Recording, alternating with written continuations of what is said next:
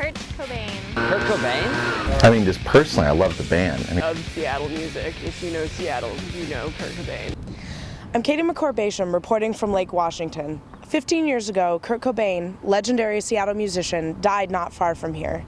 He was an important figure in the Seattle music scene, and his death really shook things up in Seattle. I'm here to examine what happened, how he affected the scene before and after he died. I really wanted to really go around discussing it either. It's just something that always just seemed very. He was a very private guy and shied away from a lot of media attention and all of that, and just found the whole music biz to be kind of this bloated, corrupt beast, and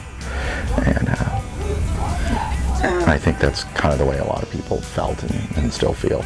On April 5th, 1994, Kurt Cobain died from a gunshot wound to the head. Some say self-inflicted, some say it was murder. Even now, 15 years later, fans are still passionate about the mystery surrounding Cobain's death. Many argue that because of the amount of heroin in his system, Cobain would not have been physically capable of shooting himself with a shotgun. Many think that Cobain's wife, Courtney Love, murdered him and framed it as a suicide. In the years since his death, fans from all over the world have visited this bench, located near the house where Cobain died, and turned it into a memorial of sorts, covering it with graffiti, flowers, and mementos commemorating the music legend.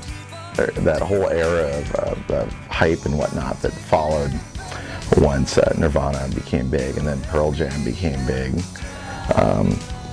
After that, when he died, I think that kind of ended that whole era, which was probably a good thing. I think it was, done by then anyway. So, and people just went for just headed more into more private concerns and stayed out of the spotlight. Just concentrated on making their music. When you talk to a lot of artists or bands around town, even some fairly big ones, this lust for fame and riches usually isn't very present in them. Right? They definitely want to make a living off their music, but they're not in it to become huge stars or make zillions of dollars or anything like that.